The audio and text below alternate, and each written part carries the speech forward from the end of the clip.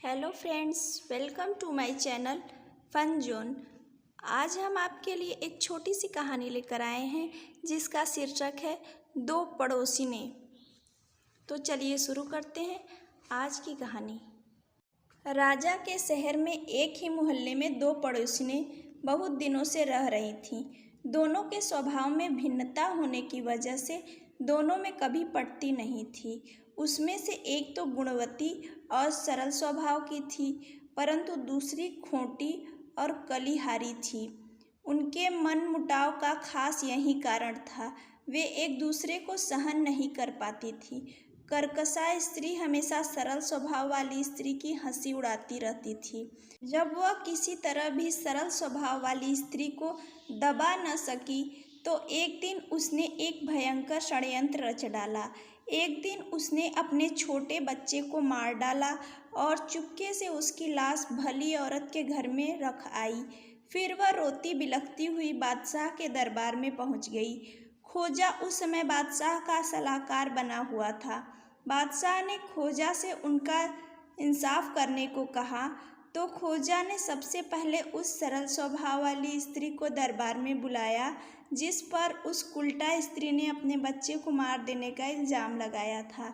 सरकारी आदेश अनुसार वह सरल वृत्ति की स्त्री तुरंत दरबार में हाजिर हो गई और स्वयं के इस प्रकार बुलाए जाने का कारण पूछा। खोजा ने कहा, क्या तुमने इस स्त्री के बच्चे की हत्या की है, जैसा कि यह तुम पर इल्ज़ाम लगा रही है? यदि नहीं तो तेरे निर्दोष होने का क्या सबूत है? तुरंत बतला। वह स्त्री बोली, हुजूर, मैं नहीं जानती कि कौन इसके बच्चे की हत्या कर मेरे घर में डाल गया है। मैं बिल्कुल निर्दोष हूँ। तब खोजा ने एक सरकारी नौकर को बुलाकर उसके कान में कुछ कहा।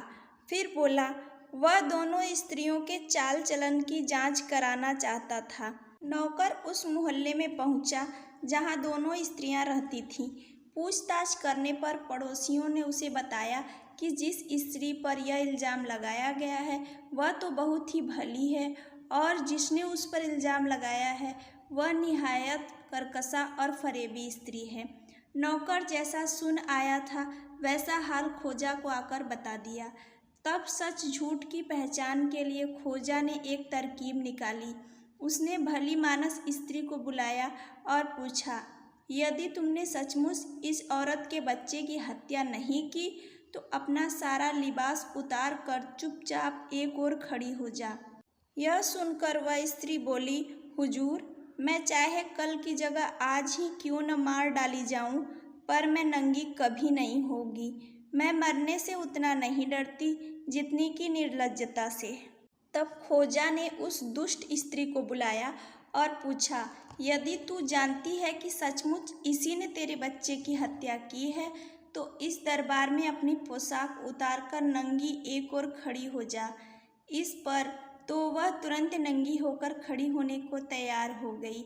उसे अपनी पोशाक उतारने को तैयार होते देख खोजा को बहुत शर्मिंदगी महसूस हुई। उसने उस स्त्री को अपनी पोशाक उतारने से रोका। उसे निश्चय हो गया था कि इस दुष्टा ने ही अपने बेटे की हत्या की है। सिपाहियों को उस स्त्री को पीटने का आदेश दिया गया। जब उसके दोनों हाथ पांव बांध दिए गए और सिपाही उसे पीटने को तैयार हुए तो उस स्त्री के होश ठिकाने आ गए। उसने तुरंत अपना गुनाह कबूल कर लिया। बादशाह को उस दुष्टा स्त्री की करतूत पर बड़ा रंज हुआ। उसने उसे कारागार में डलवा दिया और नेक चरित्र वाली स्त्री को पुरस्कार देकर विदा कर दिया। ऐसी ही मज़ेदार किस्से और कहानियाँ सुनते रहने के लिए हमारे चैनल को सब्सक्राइब करें और वीडियो को लाइक करें। धन्यवाद।